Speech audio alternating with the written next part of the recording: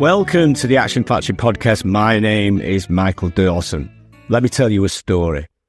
Now, the sun had already dipped down below the horizon. The gathering crowd behind the safety rope were illuminated only by the glow of the flames. There was a sense of anticipation hanging in the air, and I was in a queue, a line of eager souls on the other side of that rope. Each of our hearts was beating with desire. We all wanted to be at the front of that queue, to stand on the precipice of an extraordinary experience that would etch itself certainly into my memory forever. So we waited our turn with an air of patience. You could feel the collective excitement. It was palpable. We were like caged animals. We jostled for position, trying to peer over each other's shoulders, or perhaps even daring to imagine, as I did, that we could kind of leap over the heads of our fellow queue goers. Now, we weren't motivated by any kind of promise of a mundane prize at the front, but rather by the fear of losing something incredible. It was this feeling we all shared. We didn't want it to go away before we got to the front. That was my biggest fear. I remember jumping up and down on my toes in this futile attempt to maintain this artificially accelerated heart rate. It wasn't the fear of what lay ahead that drove me, but the fear that the pounding in my chest might return to kind of a normal heart rate. I dreaded the thought of returning to the person I was just over an hour ago, a person bound by limitations and beliefs that had held me back. That person would not be capable of fearlessly walking on fire, of experiencing the thrill of achieving something unimaginable just over an hour ago. So finally, after what felt like an eternity, my turn arrived. I'm at the front of the line. I gaze out at this sight. In front of me is 30 foot of glowing embers in the night. But it was different now than earlier. The heat no longer registered. All I could feel was an overwhelming sense of exhilaration and the cool grass beneath my bare feet. And the crowd of onlookers, which was just a medley of family, well-wishers and skeptics, all faded into the background. They were no longer my concern. They were as invisible as the searing hot footpath that was laid out in front of me. So I knew what came next. The trainer was poised, but like a gatekeeper, barring the way to my goal. And he shouted at me at the top of his voice, "What's your name?" "Michael Dawson," I screamed back, absolutely convicted. "Do you want to walk on fire?" he shouted. "Yes," I replied, absolutely unshakable determination. "Go," he said, and I went. With the resolve of a soldier marching into battle, I took my first step onto the burning embers. And that journey was swift. It was a blur of intensity. And then when it was over, I joined the ranks of firewalkers on the other end. And our collective joy knew no bounds. We whooped, we high-fived. A whirlwind of emotions and adrenaline was coursing through us. Now, in that moment, we'd done the impossible for us personally. We'd walked on fire, leaving behind the limitations, the fears of the person we were not more than 2 hours ago. There was now an unshakable belief in our own extraordinary potential. Certainly for me, none of us were daredevils, super athletes, adventurers. We were ordinary, everyday people. And the question is, how and why did this happen? And most importantly, why should you care? It happened by using NLP, Neuro-Linguistic Programming, a method that some dismiss as gobbledygook or pseudoscience. But many years later, I was on the top 10 in my industry. Around about the same time, I'd ended a decades-old habit of biting my nails in an exercise that took 20 minutes. I'd made a measurable and concrete difference in the lives of the morbidly obese clients I was working with for a project I worked on for the NHS in the UK.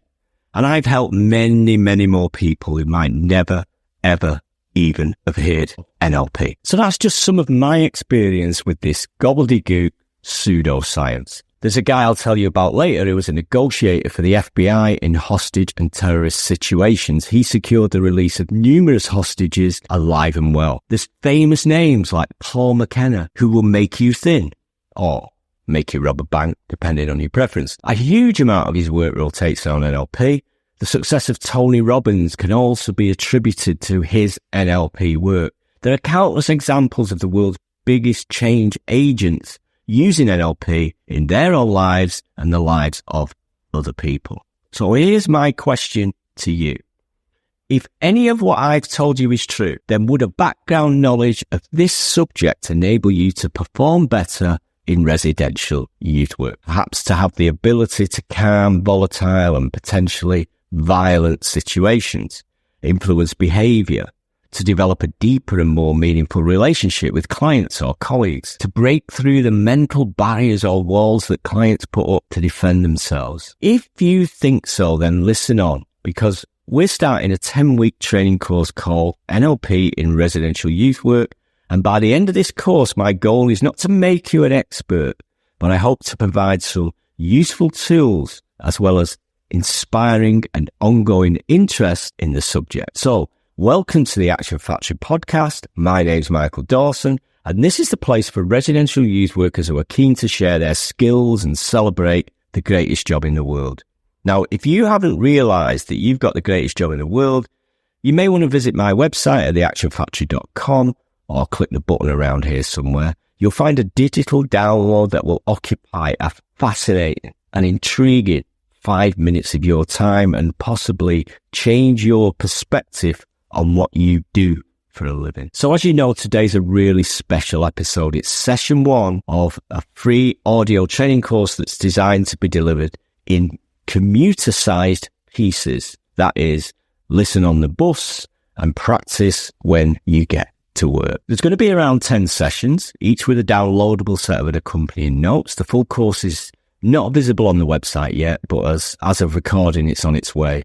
And one final thing, and this is the first of a series of free audio trainings that will find themselves to you through the podcast feed. And this makes subscribing a good idea, not least because it also puts you front and center for future launches, etc. So, onwards and upwards. If you haven't already worked it out, this course will be heavily tilted towards its usefulness in residential youth work, but this takes nothing away from its usefulness in any youth work situation or even as a basic understanding. If Neuro-Linguistic Programming is new to you, then stay right here because all this stuff applies to everyone. In tandem with this, I'm currently developing the whole course, which includes video lessons, presentations, notes, quizzes, and all the content. And as of recording this, you will not find this course for sale on my website at theactionfactory.com. However, it will be part of a legacy pricing plan along with many other courses and resources of interest to our sector. Depending on when you listen to this, there's a simple way to get the whole lot, hundreds of pounds worth of courses by going to the Start Here button on the website and get the free download. Click join and follow that through. At the time of recording this, it may be gone, but there's an offer for under £10 that gives you lifetime membership of our community and all of the courses included, including new ones coming along. I'm not going to keep that on forever. I'm just really doing that for selfish reasons to populate our community very, very quickly. So in the meantime, you can subscribe to the podcast and get all the value you want from this podcast absolutely free forever. So let's go. What are we going to be talking about in the coming 10 episodes of NLP in residential youth work? Of course, a brief history and an outline of the origin of NLP and some background knowledge will add context as to where this model came from and its history in therapeutic work. Then we're going to talk about session 2, which will be about concepts like pacing, mirroring, and leading in real life scenarios. And this section takes on a whole new meaning when you are a student of the Solutions Toolkit or you have downloaded the free Big 4 PDF. Not only will I outline these concepts, but provide a simple hack I developed for my students called Smile, which sidesteps this whole process and automates your body language. Pretty cool. Something I'm really, really proud to have put together. Session 3. In session 3, we'll talk about the NLP communication model, how we can recognize, notice, or adapt using our sensory systems. You'll find this session fascinating because I'll talk about some really stunning experiments with this in my live classrooms, such as teaching people to recognize colleagues who are either telling the truth or lying. Not in real life, of course, just in a classroom with manufactured lies. And it wasn't a scientific study. Session 4 will be about setting goals amid the chaos. And we talk about tailored, smart criteria for youth in turbulent backgrounds. And in this section, we'll also talk about how we can embed positivity through visualization techniques. These goals might have several uses, not just therapeutic, but encouraging young people to believe that they can succeed in life, education. And that's so important. Related to that, in session 5, we'll be talking about limiting beliefs. And in this section, I'm going to bring some research from outside the world of NLP. And that says that we do not choose our beliefs as we think we do. Instead, they're chosen for us. And this applies to your young people. So it follows then that you as a residential youth worker are instrumental in building beliefs in young people. I'll be talking about reframing and how this can be applied to the young people we interact with on a daily basis. How can we encourage our young people to see beyond their limiting beliefs? Session 6 will be about anchoring. And I'm going to talk about anchoring positive behavior and what potential this might have for you and your clients. Something I've direct experience with, and I used it in my book, 12 Fat Ladies, an incredible brain trick that stopped me biting my nails in a day after a lifetime of gnawing away at the end of my fingers.